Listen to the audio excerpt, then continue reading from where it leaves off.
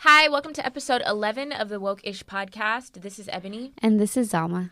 So this week we will be discussing the thin line between diversity and tokenism. Yes. But before we get there, we will start with our shout-out segment. Yeah, and so our first shout-out goes to Cypress Hill, who will be receiving a star on the Hollywood Walk of Fame, and it makes them the first Latino hip-hop group to do so. Yeah, so shout out to Cypress Hill. I think I'm a little too young for Cypress Hill to be like, because, you know, I'm Latino, and I was like, man, why weren't they that much? Yeah. I know a couple songs, but I don't think that I was like old enough where I could really enjoy them the same way. So I think like if I was maybe 10 years older, I would have been able to enjoy them in a period of my life. But I still think it's really cool. And so shout out to them for doing that. It's like I don't know the names, but if I hear it and I see that it's Cypress Hill, I'm like, oh, okay. The songs are in Spanish? No, they're in English. Huh. Yeah, I'm telling you, I think we're like too young. Oh, okay. Okay, because I'm like, why? I mean, I've heard the name. Yeah. We're old enough to know the name and the references to them, but you're too young to like know their songs. Yeah. So if you are huge Cypress Hill fans and you're like rolling your eyes at us saying that we're too young, just, you know, but we still appreciate whenever they make like they're making history. So shout out to them. Yeah, shout out.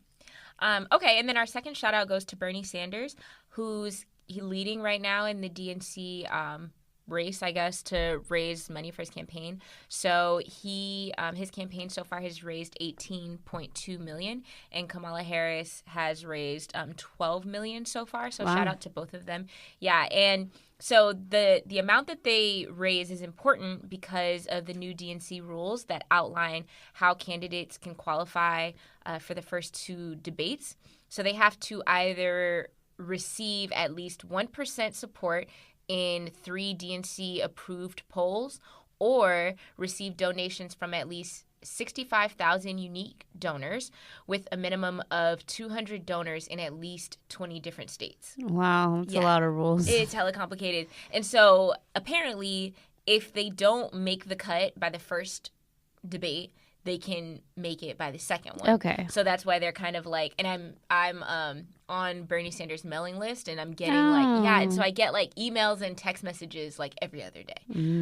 This team is hard at work. Yeah, but it's like, you know, the unique donors piece is interesting. So it's like even if I donate multiple times, it doesn't count toward this.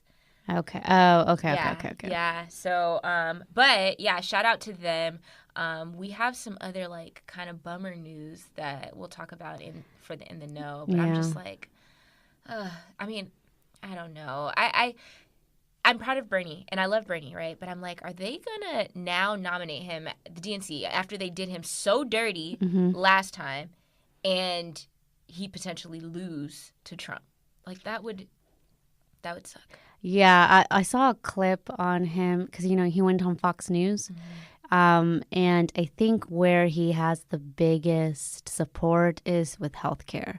And so like in the crowd, he was like, how many of you guys have insurance through your employers? And like everyone raised their hand. And he's like, how many of you guys would like state funded insurance? And like everyone raised their hands. And so it was just kind of like, and it's like, you know, Fox is going to put Fox supporting audience because the whole point is I think they're trying to embarrass or make it hard for Bernie Sanders. So I think like it's so I don't know anyone who's like, yeah, I don't really care about my insurance, regardless of what political party. So I think that he's smart in saying, like, this is how I'm going to reach the people who might vote for me. And I have noticed he's, like, kind of shying away from the whole immigration thing, being like, I don't support open borders. And so I think that, I don't know, I'm starting to believe more that, you know, let's see who he would choose as a running mate. But I think that he could get if he's continued to be smart about he's got to be strategic. Getting the people who what would make people go away from Trump, and that's saying, I will make sure you don't get your health care taken away. Yeah, because ultimately, like, all the right was trying to do is frame him as a socialist. And, like, conservatives are like, oh, my God, definitely not. And so he, I think, is picking up on that, or someone on his campaign is like, yo, tone it down. Yeah. You can still be passionate about the things that you're passionate about. You aren't lying. It's just about what you publicize, what you talk about. Yeah. And he's smart for going on Fox News. I think so. I think he handled himself well. So, shout out to Bernie. He's definitely, like, doing better than I thought. Like, it doesn't seem hopeless. Yeah. And I don't want it to seem hopeless, because I want someone to beat Trump. Yeah. Okay, so that wraps up our shout out segment, and now we will move on to our In the Know segment. Yes. Extra, read all about it.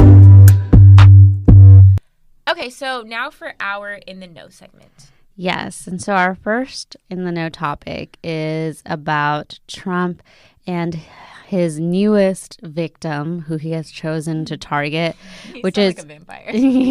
Representative Ilhan Omar.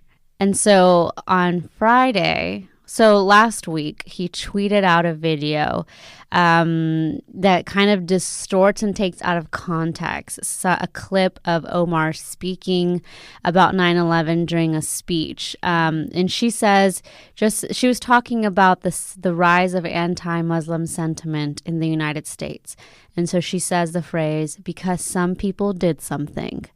And Trump took that phrase and then made a video that he tweeted with her just repeating that phrase and then cutting to the Twin Towers falling.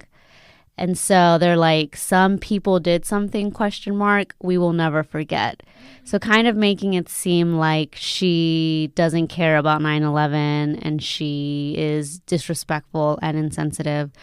And so, of course, because the president tweeted this, it reached millions of people. And so Omar stated that since the president's tweet, and this is a statement that she put out, quote, I have experienced an increase in direct threats on my life, many directly referencing or replying the president's video.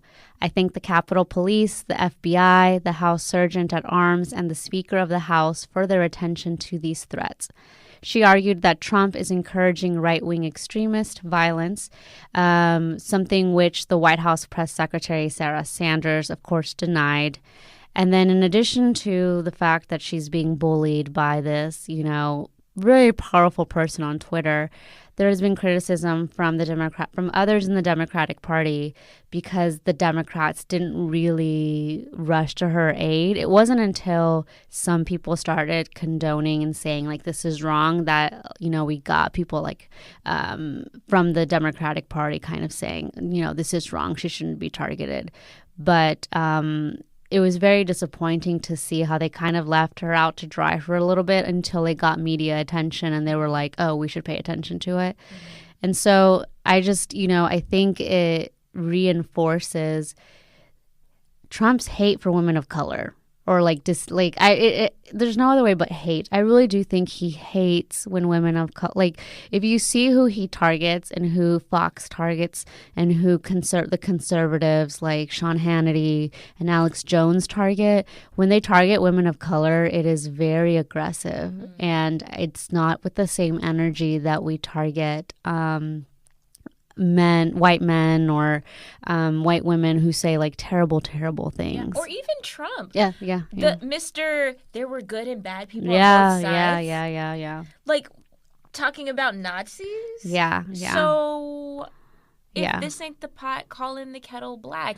And he is strategic in that language. That wasn't unintentional. So, I mean.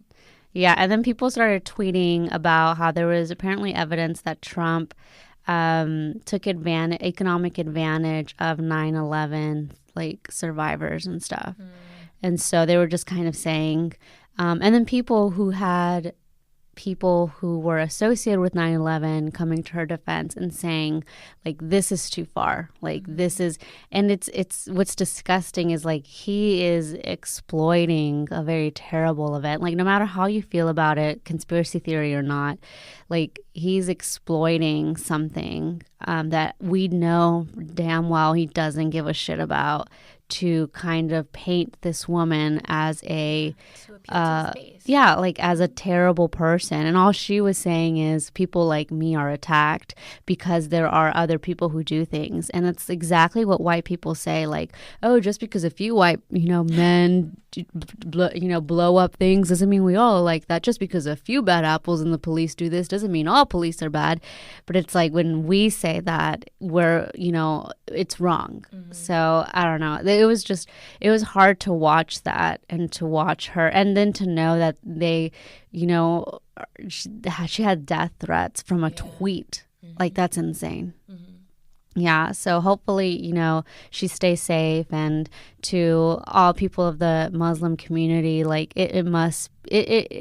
there's research that shows that if the group that you're a member of is targeted, that you feel like also in a part targeted as well. And so we definitely have to, protect and keep an eye out for our Muslim brothers and sisters, because this is definitely, like, scary, especially like if people are being instigated by the president. If people are willing to say, I'm going to kill you for saying some people, like, I can't, like, it's just scary. So, and then if you felt that her statement was minimizing, that catastrophe, your response is to then threaten her life. Yeah. So more death. That's your response. Or to, like, not come out and be like, oh, sorry, I didn't mean to. It's like he knows exactly what he's doing, and he's probably, like, really okay with it. Yeah. No. I'm sure he thinks it's funny. Yeah. Just like the whole video what's with him in these videos? Who's making these videos for him? I know. It's not him. Like the whole Joe Biden video. Like he has someone. He must have someone on his team that makes it. A teenager. That make the yeah. Okay. So moving on to our next. Yeah, and so our next story is a little lighter, but still fucked up. In the recent episode of Shark Tank, I used to watch it a lot, but then I got a little burned out on it because I started getting, like, my partner and I started getting too serious about it. Well, we were like, let's invent something. You should. Now, I don't have time for that. So, oh my God, you totally could. So, and then we'd get mad because we'd be like, that invention is getting, like, my partner is so mad about that sponge. It's like one of their best-selling products is, like, this, like, sponge that is just, it's a real... Is it with the smiley face? Yes. Oh, I bought that. Yeah, everyone's buying it. Yeah, I like it. But it's such a simple... I know, that's why he's like, we could invent something. Anyway, so there was a recent pitch from Curl Mix Hair Products. The video was going viral, but as I was talking to Ebony about it while we were preparing for this episode, I can't find it anymore. I'm sure they took it down. Ebony thinks that they took it down, but it's not on Instagram or Facebook, and I just saw it like an hour ago. It's crazy. I'm sure that they did, because how often do you see Shark Tank clips on social media? Yeah, they probably told them that it was copyright infringement. That's crazy. I mean, it got a lot of negative backlash, and this is why. They should just keep. Well, no, they'll probably block their page. I was going to say they should just keep reposting that's it true. until. And they're getting a lot of traction based on what happened. So the pitch for Curl Mix, a hair product created by two Black business owners, went viral due to the responses it got from the sharks. So in this particular episode, there was a woman named Allie Webb, who is the owner of Dry Bar, which is like a hair thing. So she's like she made her money off hair. And so, of course, people were like, oh, well, this is a hair product. She's going to want to invest in this because she knows hair. But, like, the reaction from the sharks were just kind of like confusion and ignorance. So Allie Webb said that, quote unquote, that she wasn't really interested in this company or investing in this company because she was, quote, not in the curly hair business, but in the business of making curly hair straight, which is hilarious because for that episode, her hair was curly. Like, she had, like, curled it. Yeah. And then Mark Cuban said he, quote unquote, had no clue what they were talking about. And sometimes they do that where they're like, sorry, I can't invest. This isn't my wheelhouse. And it's like, I don't know. And I think it's really convenient. And they used to do this a lot with products tailored towards women. The men would be like, oh, this isn't my wheelhouse. This isn't what I do. Step outside of your wheelhouse all the time. I know. And it's like, yeah. And so it's like, oh, Mark Cuban, you play professional basketball. Like, that's why you invest. You're the owner of a basketball team because you yourself.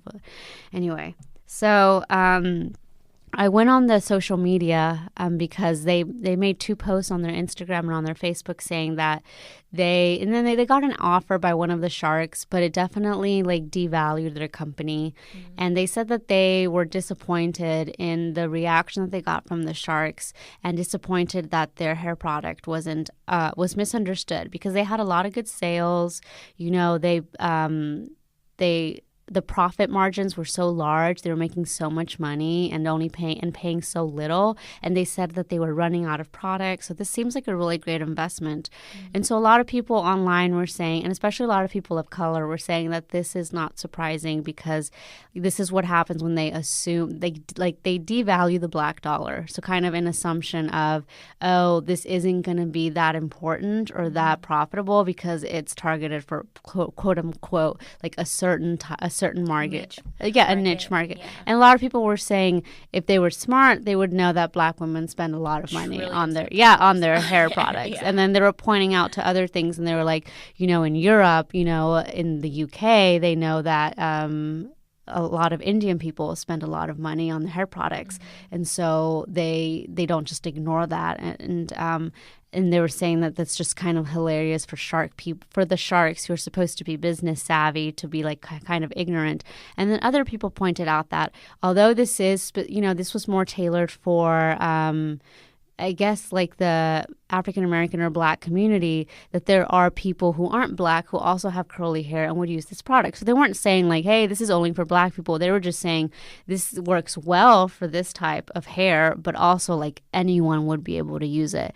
And then other people were kind of saying like this reinforces the whole Eurocentric beauty ideals of like straight hair is what we need to kind of want to have. And like, so my hair's curly, and I definitely feel that a lot of times, like when I would, like for events or stuff, like when you see pictures of things, people always have their hair like not curly, like curly hair doesn't seem like, I don't know. It just seems like it's portrayed as like, oh, this is what you do when you're lazy and don't want to do anything with your hair. Or this is what you do when you're just going out. Professional. But for formal events, you're going to like, you know, straighten your hair and do that. And I didn't really think about it until the response of this video when I was like, you know, I think that, you know, it seems like it's just about hair, but it's bigger than that. It's about how businesses from people of color who target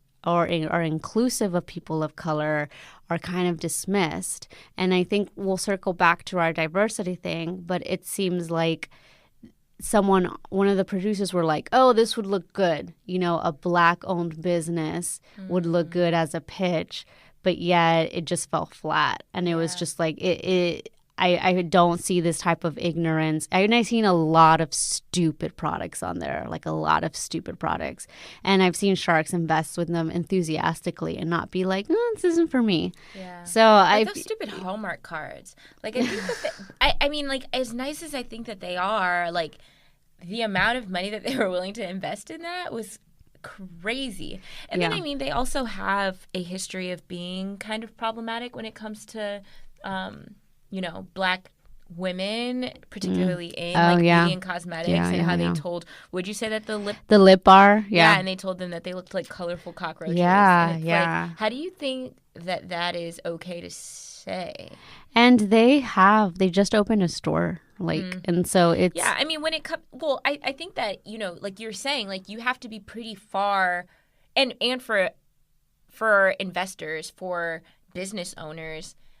it seems like they're dropping the ball by being so uninformed about black women and the beauty industry. Yeah. Like, and how much money they spend in it. Or assuming that there won't be enough, like, if I don't know anything, I'm just going to assume that Black women probably don't have, this isn't going to be profitable enough for me to invest without knowing that, and they even brought up, like, what's her name, Madam C.J. Walker, about, they were like, if you knew your history, you would know that, like, she became a millionaire in, like, the 1800s off of her hair product. And so the woman who made her living off hair should at least know that, or at least have a better response, like, I already have something in this, so I'm not going to compete with myself. But for her to say, I'm in the making curly hair straight business I think is so ignorant and stupid.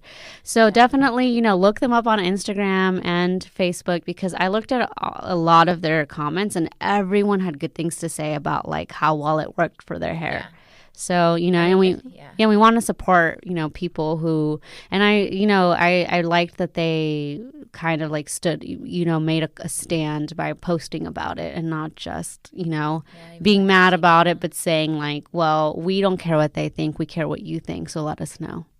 Yeah. And I mean, this is a very clear example of how diversity could benefit the Shark Tank. Yeah, like, because, I mean, it's, if you had one Black woman up there, she could have easily. Yeah, and their resident Black guy wasn't there. Damon. Where was he?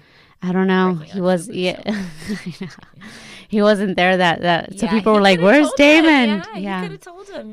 He could have been like, well, I don't know if he's married to a Black woman, but if he is, he could have been like, or if he has Black daughters or whatever, or a mother, like, he could have just been like, I mean, even white women, like, everyone, Mexican woman, everyone spends, I spend like $50 on one bottle of shampoo, and I would spend that much for my hair.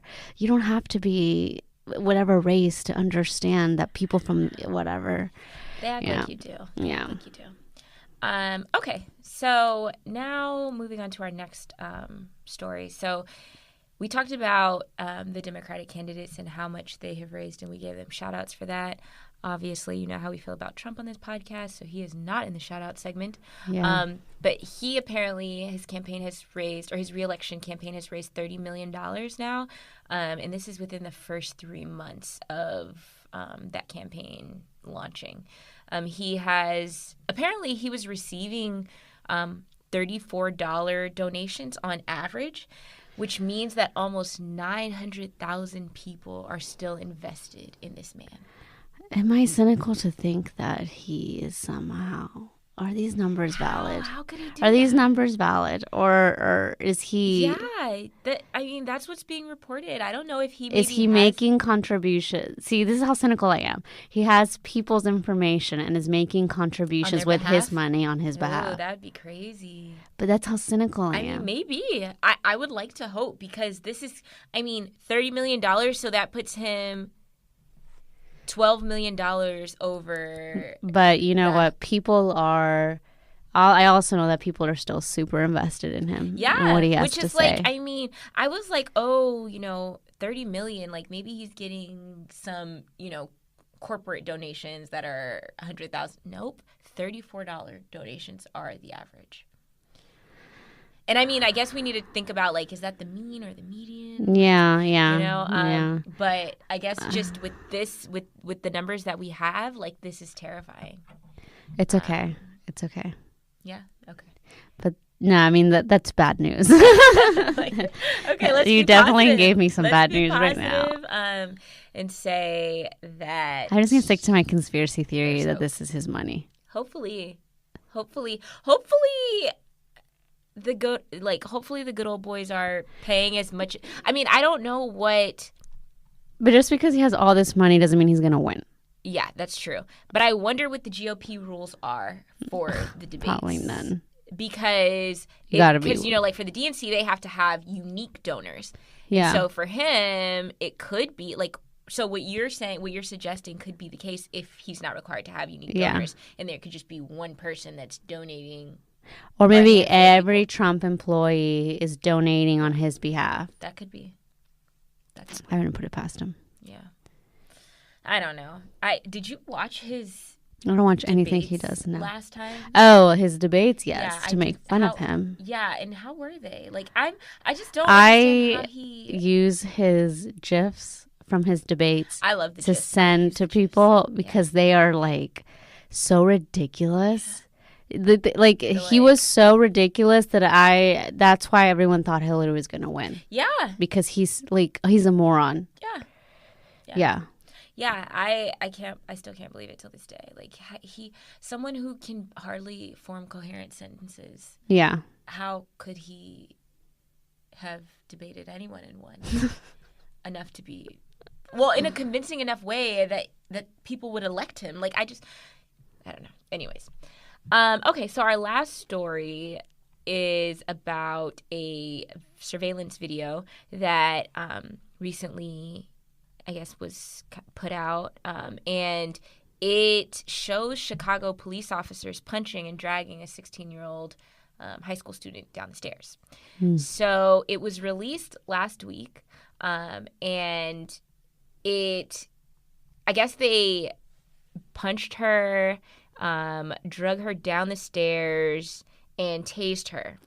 Jeez. It was obtained by BuzzFeed News, and it contradicts, obviously, the officer's previous statements that the student, and her name is Denigma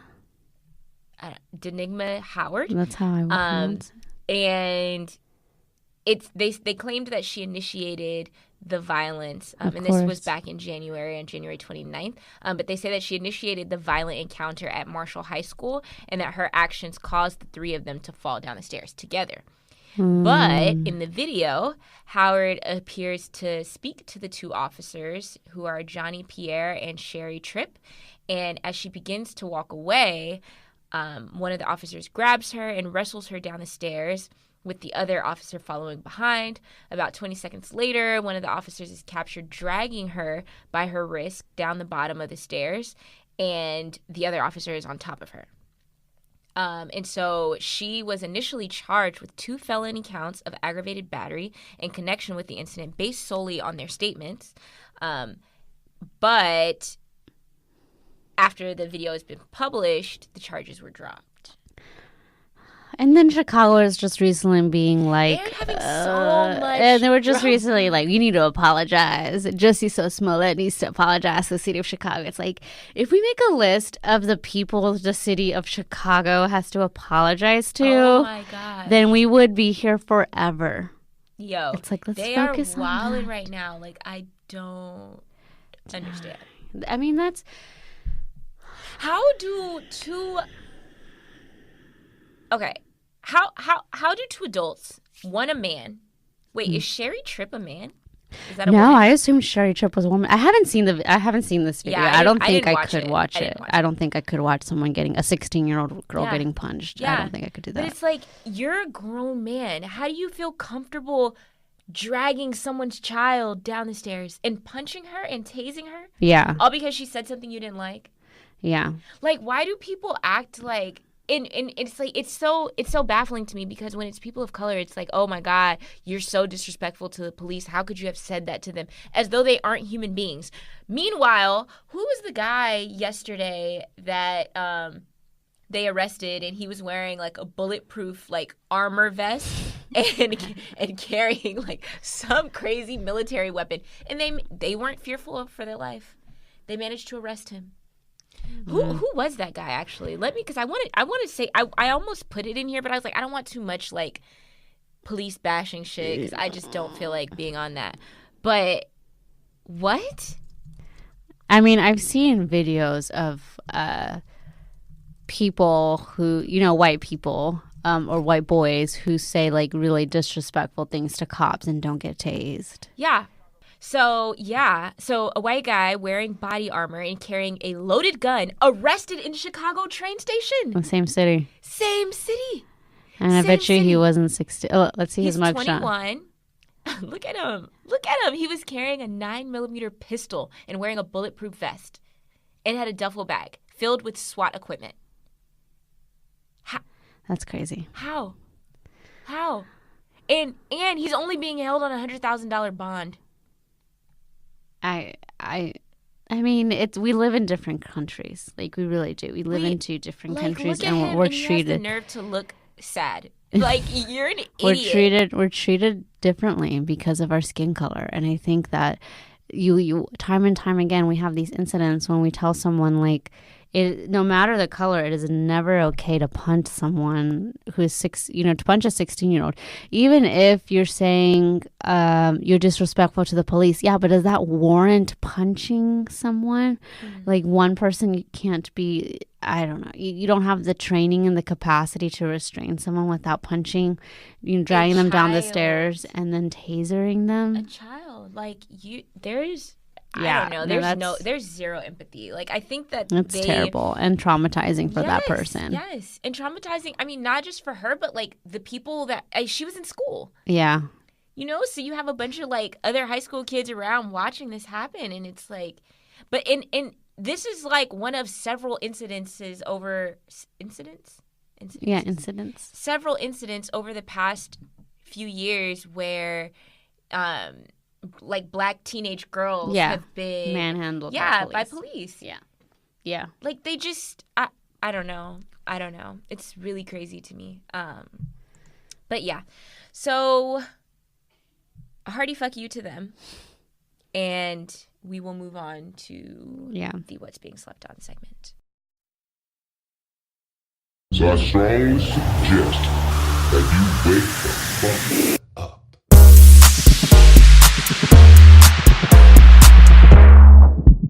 Okay, so now for our What's Being Slept On segment. So the topic is the thin line between diversity and tokenism. Yes. And Zelma had suggested that we discuss this in light of the whole Shark Tank incident. Yeah. And was there some...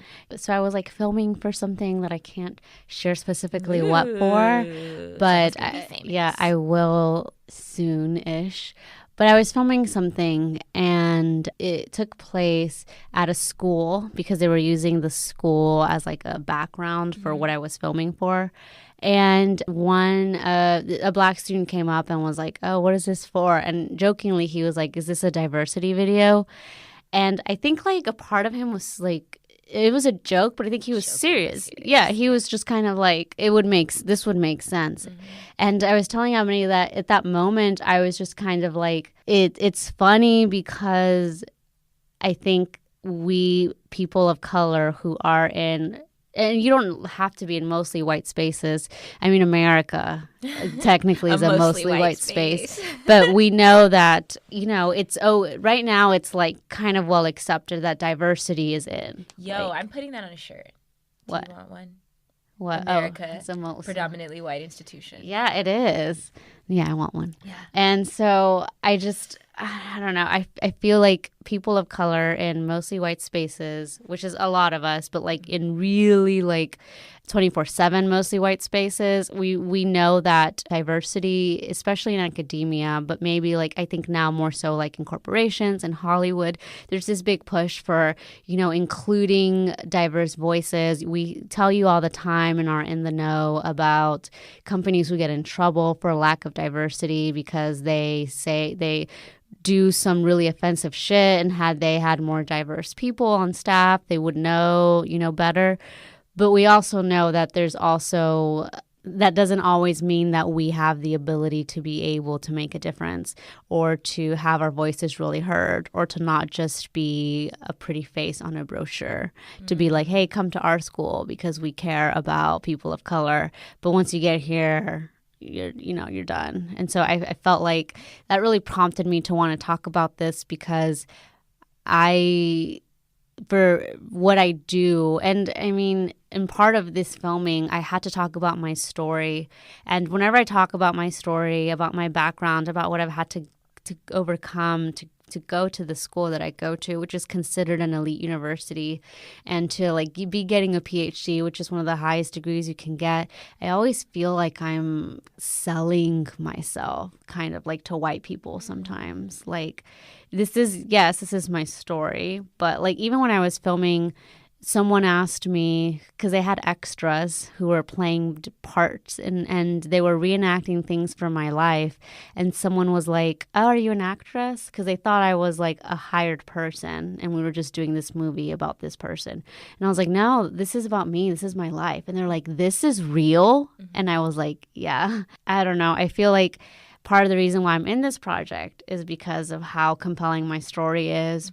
But is it because people are like, oh, this is a sobber, this will sell? Or is it because people are like, wow, that's really inspiring? And the fact that I know that it's both kind of gets me sometimes. And I don't always want it to feel that way. But I guess like with the line between diversity and tokenism, I've been a token a lot of times.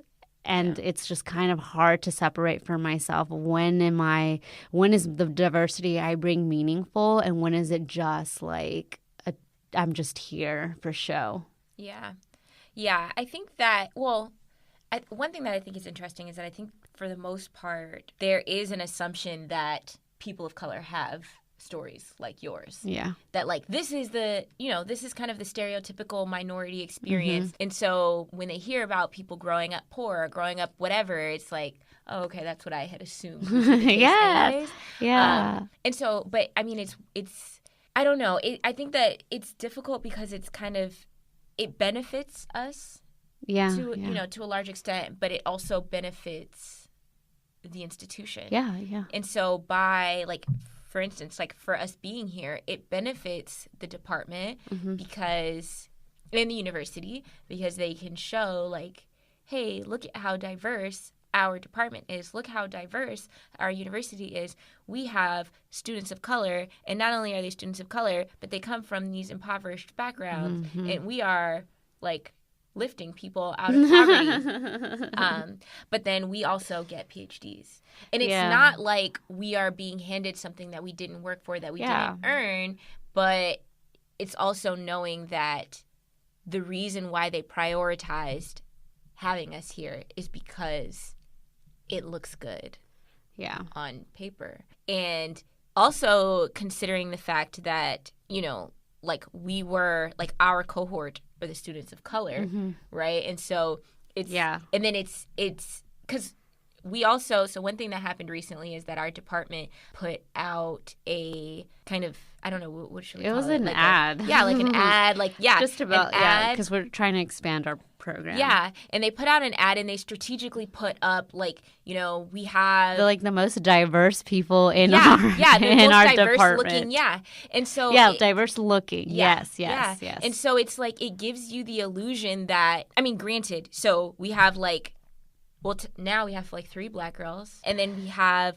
one woman who is Muslim. Yes. And they put, one of them wears a headdress, hijab, and they put her on the cover of that. And then one of the other black women, she has locks, put her on the cover of that. I didn't even pick that up. Yeah. And some others that are kind of racially ambiguous looking. And so they're using that to pull in other students of color to give the illusion that there is this diversity. Now, whether or not that doesn't speak to the climate of the department and like what it actually, like, is it an inclusive space? Like that is kind of taken for granted, because I think, I mean, when I started the program, I was one of 2 black girls in the program, and the other was in my cohort. And so I think that... I was like, who's the other? Yeah, like, I think that when they, they're strategic about those kinds of things because, I mean, for me, the only reason that I applied to this program was because of the one black faculty person. And I did not apply for grad programs that did not have faculty of color. Like, I was like, no, like, I'm not going to be, I mean, that would be an uncomfortable, because it's so intimate. Like, there's only I just assumed I would always be uncomfortable, so that wasn't even on my radar. No, I can't do it.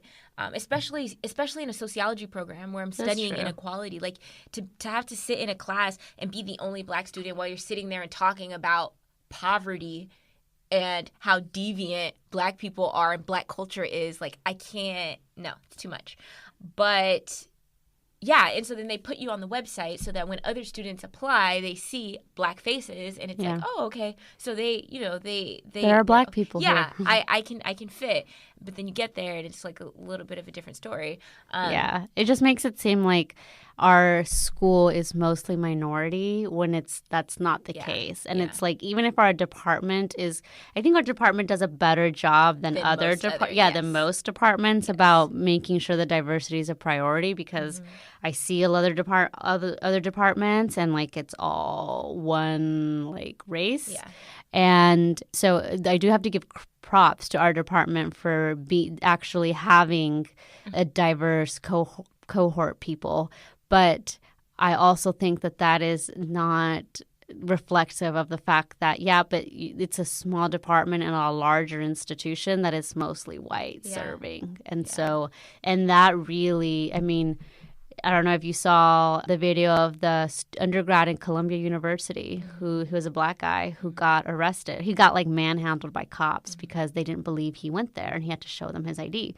And it's like, that's what happens when you have students of color.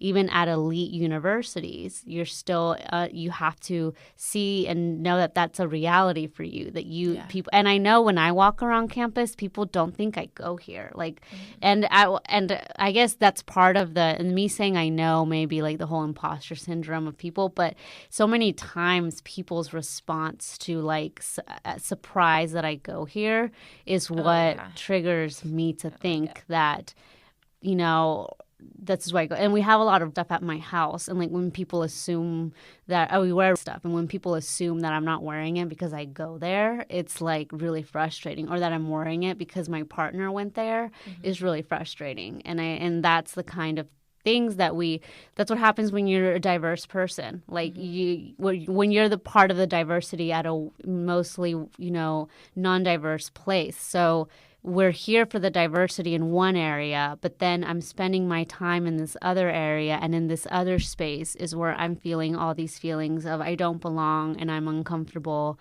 And so I think that in the line between diversity and tokenism, there's a line for the individual themselves. In some spaces, I do bring diversity. And I feel like with my research group, my diversity is meaningful. Like people, like with my advisor, like she listens to my perspective and what I bring. But when I am at a conference, my diversity is meaningless. And I feel that the questions that I bring up about to kind of challenge the way, even the phrasing that people use, it's always like, that's not really important. What do you think about the analysis? And so it's just kind of like, I think that the line between diversity and tokenism for me, it's that I'm both in different places. Yeah. I think I remember during our first year, someone told me that they, while they were walking on campus, heard, because our university is in a residential neighborhood. And so there are a lot of people that live in the residential neighborhood that come on campus to walk or jog or walk their dogs or whatever. And so someone said there were two white women walking, and they were older, and one turned to the other and was like, oh, I didn't know they were letting niggers in here. No. Yeah, this wasn't me. But oh my God. Yeah, but it's like, I don't, also to mention, like, the residential neighborhood is like super duper like high income. It's one of the wealthiest neighborhoods in the country. Yeah, so these are like multi-million-dollar homes and everything. So and then also that's like crazy. They've only like Black people have only been going to this university for 50 years. Yeah. So not going to the university, but that's when they started allowing them to come. Yeah, because Black people weren't allowed at our university, like many universities. Yeah, it was like written into the mission. But and so I could see that would be surprising to them. You walk around campus and I'm not walking around campus and seeing Black students. Like, that's not. So that speaks to the small number. We're so small that there's a specific group in our university for PhDs of color. Yeah. And we can all fit in a table in like a classroom. Like that's how, and it's like all PhDs, like in every engineering, math, statistics. It's like, imagine thinking, I think actually, so in sociology, Ebony right now, No, when Ebony graduates, she will be the first Black woman to graduate with a PhD in sociology at our university. In sociology. Yeah. At our university. In sociology, like, we literally study race. Yeah, we literally study like all these different axes of difference, inequality, like all of these things, and then we reproduce it. Yeah. And that's like the line between diversity and tokenism, because it's crazy because when you think about it, somebody has to be the first, right? Yeah. But in 2019, that's and it's like, me. And I'm always conflicted because, you want more minorities in these spaces, but you also want it to be, like you said, meaningful. Yeah. You don't want it to just be like, oh God, like our department or our company or our whatever is too white, so let's get a couple of brown faces in here. No, like you have to recognize the shortcomings. You have to recognize what it is that diversifying your employee pool is bringing. Like, what benefit, what value is that bringing? And I think also not to the extent that it's just like, oh, you speak for all Black people. What is it that Black people think? Or you speak for everyone who is Mexican, or even worse, everyone who's Latino. Because it's so much. No, I remember one time I was in a class, and we were talking about what I chose to look at was the neighborhood that I grew up in, and the neighborhood and another neighborhood. And I was comparing the life expectancies, and it was terrible. Yeah. And while I was giving this presentation, I started crying.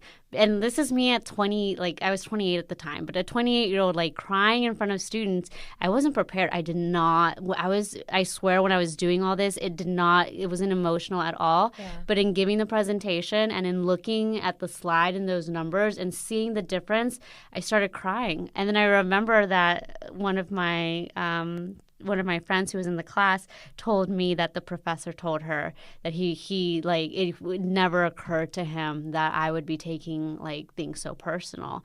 And he didn't mean it in like, I know he didn't, knowing who he is, he didn't mean it in a insensitive way, but it's just kind of like when your institution isn't, another issue with the diversity is like, are you prepared for what diversity brings? Because like they just just don't have that.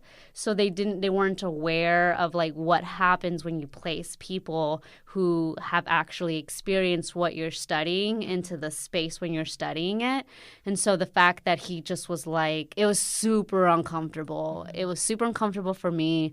There was no like debriefing afterwards. He did not email me, which I appreciate because I don't know how I would have lied anyway and been like, I'm okay. Yeah.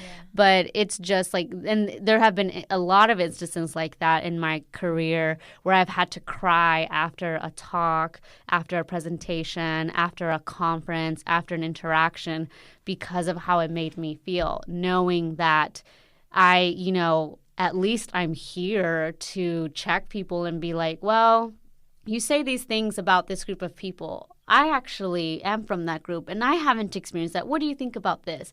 But then the amount of labor it takes to challenge someone to be like, one, I have to out myself, and to be like, okay, so my family's been deported. Let me now tell everyone who I don't know that my family's been deported. Let me rehash that deportation experience, all in order to kind of challenge the way that you're talking about this group. So I also feel like in the line between diversity and tokenism is like, is that space prepared for the diversity? And if it's not, then it's just maybe a space of tokenism. Yeah. Yeah. And I mean, and I think that can be the case regardless of how many, like what the quantifiable number, like what, because it's like it's like the difference between like quantity and quality. It's like now my thing, and what I was telling Zelma before we started recording, is that I think that if you're going to have a quote unquote diversity hire, having one is just as bad as having none. Yeah. Because that is such an isolating experience. Yeah, and it's too much pressure. Yeah, and you have everybody looking at you like, oh, you're the person that was hired to fill like this diversity shortage that we had. And I mean, and then the experiences of like, maybe not having someone that looks like you. Maybe they don't have the exact same experience, but there is some relatability there. There's some level of understanding. Like if I'm in a all white space and I see another like black person, it's kind of like an instant like, okay, like if any weird stuff pops off, like we got each other. There's some kind of connection, or like I may have, if it just so happens that I'm eating lunch by myself, I can talk to that person. Yeah. Like it's like an unspoken kind of connection. Yeah. And if you are the only one and there is a culture of whiteness and you are there to infiltrate it, then it's like you're a lone ranger. I don't even I don't know. It's and I don't know what the demographic is for our listeners, and so I've been like trying not to offend anyone, but also just imagine if it were an all black company and then they hired one white person. Like that, just picture it. You can't even really picture it. I always go back to gender because people can really understand gender. Mm-hmm. How mad people get when they see pictures of the Trump administration and they're like, look at all these men. Yeah. Or when they look at, Hollywood stuff and they're like, look at all these men. Only one woman. People can point to that and be like, that's terrible. That's awful. That has to be so isolating. That must be so hard for her. Oh my gosh. I can't imagine the kind of stuff, the kind of things that those guys talk about. Yeah. And then she has to just be there and listen. And so imagine that, but like with race. Yeah. And then add women of color to the race and the gender. There's just too many things. And so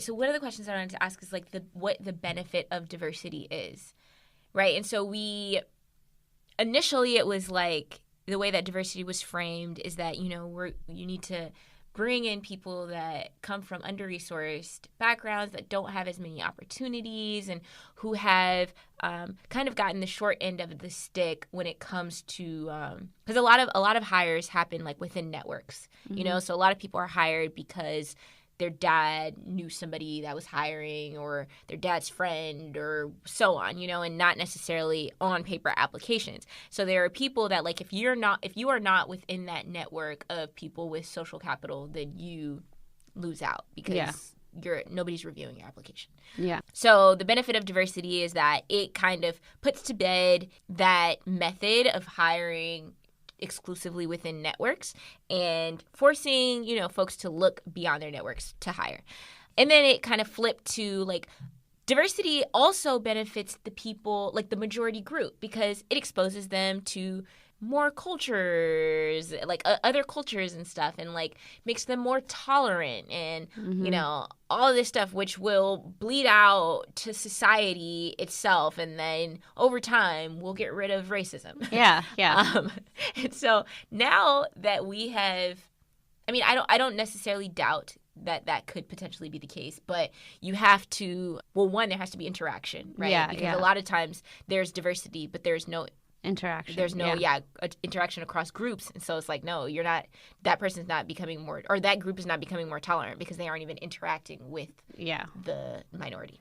So I'm like wondering now, like what the benefit of diversity is. Is it still those things, or like, is there anything else beyond that? Like, why beyond just like, this is morally right?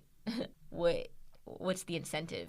I don't know. And I think that's why I wanted to talk about it, because it's just kind of like, other than what they feed us, which is like, this will work, it bleeds out. It's like, we don't even think about that we don't think that's true in economics anymore. The trickle down, that you just, if the top is doing well, it will trickle down.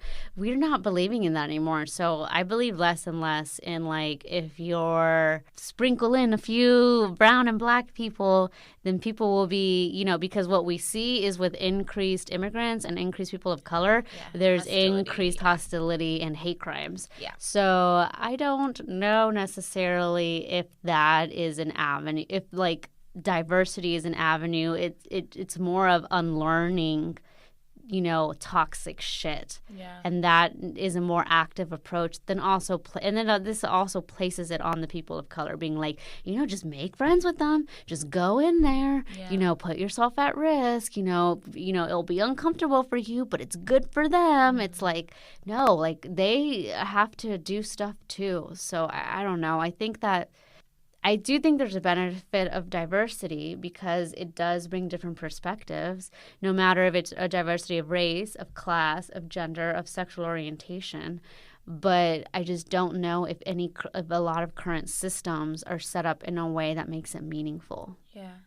Yeah, no, I agree. I mean, because like I was saying earlier, I think that it is beneficial for like us, right? Yeah. To we want PhDs. Like, it's good. I think it trickles out in that way, in the way that we may be motivating or encouraging, like, people within, like, our families and friends and stuff like that. But beyond that, I don't know. I mean, beyond, like, increasing the number of Black and brown people with PhDs. Yeah. Because so my next question was going to be like, what could the potential costs or drawbacks be? And I think that the amount of distress and strain that it puts on the minorities or the diverse hires or the tokens in that situation, like I don't know if that is a fair trade. Yeah, no, it's not. Because again, like, our program is, I think, best case scenario. Yeah. And there are a lot of improvements that need to be made. Yeah. And so I can only imagine what people are feeling in more traditional programs that are, because also another thing about our program is that it's predominantly women. And so other programs would be male dominant, mostly white, and to be a woman of color in that space, like, I just can't imagine what that experience is like. Yeah. Like, it has to be so. And then, getting through grad school is already, like, stressful. Yeah. And so it's like, on top of that, you also are experiencing this, like, I don't even know what to call it besides, like, isolation. Yeah, distress. Yeah, distress. Probably like just daily, like, on a daily basis, just, like, drowning in microaggressions, like, being uncomfortable, like, just adapting to uncomfortable, like a constant state of discomfort. Yeah, because, like, even if people, and it's not even like, people are not always intentionally offensive. Like, sometimes you just get dumb questions, and it just makes you feel like there are so many times where I'm like, oh, I want to, braid my hair in this way or that way. And it's like, this is a small thing, but I don't want to stand out. Like, I already stand out.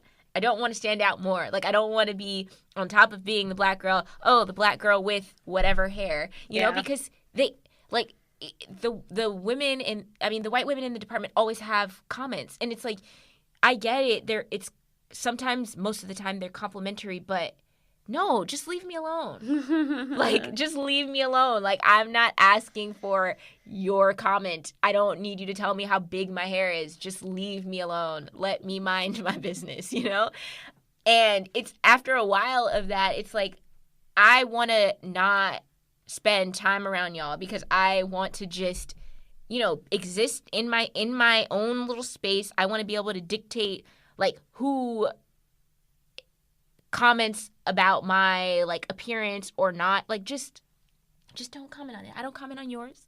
I might say that your outfit's cute, but I'm not like, oh, shoot, got your roots done. Like, no, I'm not doing that. Like, I'm letting you live.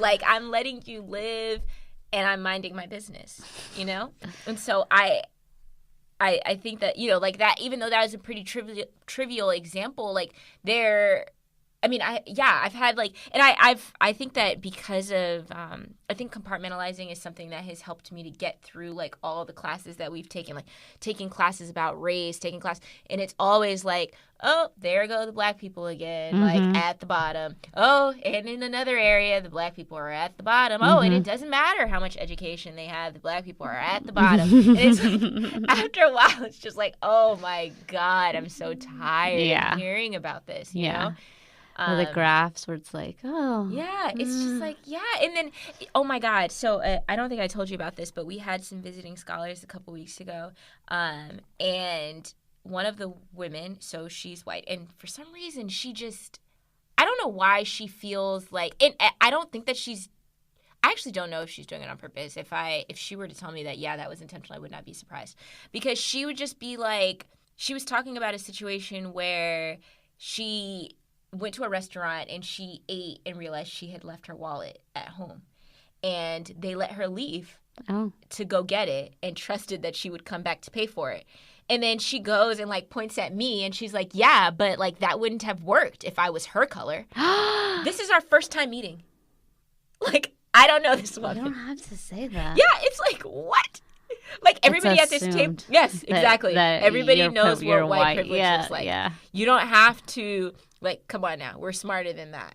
So they're like, what do you mean? Yeah, I was just like, okay.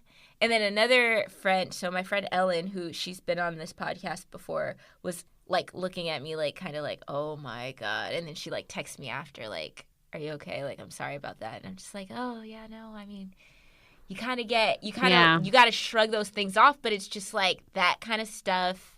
Like, I know I'm black sitting here. You don't have to constantly. And then there was another situation with the same woman where she was trying to talk about, like, respectability politics, but she's also older, and so she was calling it something else. But she was doing a presentation, and this is like a presentation of her research. And so she is trying to explain what these processes are, and the audience wasn't understanding it. And so she was like, can you help me out? You know what I'm talking about. Jeez Louise. And I was like, do I know? And she was like, yeah, you know. And I felt pressure don't all of you know? I felt pressure to, like, to chime in, but after, reflecting, I'm always reflecting on, like, how I should have made a snappier or more aggressive or passive aggressive comment. But for some reason, I just go along with it, trying to be a good sport. It's just easier. It's like it exerts less energy and emotional labor to just go with it than if we had to fight every microaggression that we encounter, then it would be like and then because people are so, like, quote unquote well-meaning and they don't realize that they're offending you, how you respond, I think, because that's where you get a lot of the, like, people are always talking about white tears and stuff like that, and it's because after microaggression after microaggression after microaggression, the minority in the situation gets frustrated and snaps and is like, don't fucking touch my hair again. Yeah. And then the person on the other end of that is like, oh my God. Like, you didn't have to talk to me that way. Yeah. And it's like, I'm so tired of having to tell every person not to touch my hair. Like, no, like, I can't tell you how many times I've been at an amusement park in line and random people behind me will just put their hands in my hair. That's crazy. Like, I couldn't imagine someone doing that. Yeah, it's like, oh my, no, don't pet me. Like, I don't know. It's like after a while of that, like, you have to learn to just, I think, especially if you're gonna be in predominantly white spaces, like, you have to, like, swallow it. Yeah. Because otherwise you'll just be cussing everybody out. You'll just be angry. And then you'll come off as angry. And it's like, people don't realize that you have just... they've surpassed the threshold. Yeah, for every one thing you're angry about, there were 20 other things that you let go. You let it slide. Yeah. So next question. What even counts as diversity? I don't know. I feel like it's people just assume, like, color, but have some color in there. Yeah, but it's, I don't know. I feel like even what people don't realize is even within racial ethnic groups, there's, like, so many differences by class and by age and by sexual orientation. And I think that one of the things you talked about is the one person having to talk for everyone. They'll be like, brown person, you can talk for black people, for Asians, you're a woman too, great. So if we get a woman of color, then you can not only talk for all races, but don't also for women. Lesbian. Oh, yes. Oh, my gosh. Yeah, so I feel like a lot of times people try to, like, be as efficient as they can with the diversity and be like, let's kill as many birds with one stone as we can, and get, if we can get a lesbian Black woman. Oh my gosh! With and then the disabilities. boxes, yes, the disabilities, the veteran, just check off all those boxes. Yeah, then we have all these different groups that she can speak for. Yeah, and then we can put her on the pamphlet. Yeah. In a military uniform. I'm joking. I don't know. I don't know if I even have any more to add. Yeah, no. I think it's like a funny question, but it was like prompted kind of like truth in that, like, I know that I count as diversity for an immigrant, for a woman, for a Latina, and sometimes it's just like I can't speak for all of them because all those three groups are already so diverse. Like my opinion is just my opinion. It's not every Latino person's experience or every immigrant person's experience or every woman's experience, but when you're the person who brings in the diversity, that's part of your role, is like you count for everything. And it's, I do think that okay, so I want to talk a little bit about how diversity can work, right? So I think that so I've had Black students who, were not younger than me, but like I was more advanced than them in the program, and they, would say things like you inspire me, right? Or I'll talk to I talk to Black undergrad students, and they're like, yo, you're in a PhD program, like, and it's inspiring for them. And so I think that it's beneficial for that reason, and I think that it can work effectively for that reason, because ultimately that's the goal, right? To get to make these spaces more equitable. But I think that where a lot of companies and stuff go wrong is that they assume that just by incorporating these people, everything is all right with the world. And it's like, no, you have to do work within your current company culture to make sure that it is a safe space for those people. And companies, institutions, they don't do enough work to make sure that that's the case. Yeah. They think that the hiring is the first and last step. Yeah, like that's it. Like, it's like, I've done my job. Got him. Done my job. Collected my Black. Yeah.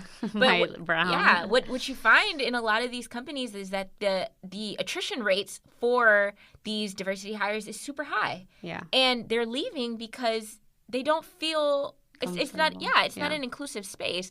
And so if you want to, it's not enough to hire if you can't keep them. Yeah, and so I think that my one recommendation for sure would be to not just hire one. Yeah. Make sure you hire, maybe 3, just in case, 2 people don't really care for each other that much. Well, and it's just like you would never just hire one white woman and be like, that's it. Done. We got our white woman. It's like, no, there's so much difference. Yeah. And so I think there's that. I think that people are trying to do all this training and stuff, which research has found is ineffective. And it's ineffective because they bring someone in for like a 3-day crash course on minority culture and like what diversity means, and how not to be racist, how not to be sexist or classist or homophobic or whatever. But you definitely need kind of to assess that on a regular basis. You need to create maybe small groups, support groups, or not support groups, I forgot what they're called, but internal groups where people can have I don't know, if you're at an engineering firm, like women of color in engineering, or Black women in engineering, or Mexican women in engineering, or whatever, mothers in engineering, kind of stuff, so that you're creating this inclusive environment and people feel like they matter. No, I think that that's why we wanted to talk about this, is because we personally experience it. Mm-hmm. But I know that a lot of people experience this. And it's not just a race thing. Yeah. It's a gender thing. Yeah. It's a sexual orientation thing. And I know that there are so many people that can relate to be having to bring in the diversity, whatever identity that means, and how it seems like it's a positive, but like you have to ask yourself, who is it positive for? And is just because like diversity doesn't equal like positive, Inclusion, diversity doesn't equal inclusion, and diversity doesn't equal, you have to ask yourself, is it meaningful? Yeah, and then like it's okay to be annoyed and frustrated to be the diversity. And I think like sometimes we don't feel like we can complain about it because it's like, oh, we're getting a PhD, that's a really good school, and I know a part of it is because they were seeking diversity, so I can't complain. So I can't complain about anything, and I think that that's wrong. Like we have just as much of a right to complain. Yeah, it's so sad that I feel like that all the time. I know, I do too. I shouldn't say anything because I'm privileged to be in this position, but it's so problematic. But we can't solve everything in a day, so no. That wraps up our What's Being Slept On segment. Thanks so much for listening to us rant. If you have any questions, comments, feedback, if you agree, disagree, please feel free to email us at woke.ishpodcast@gmail.com and follow us on Instagram at wokeishpodcast. We always love to hear from you guys. Thank you so much for listening, and until next time. Yeah, bye.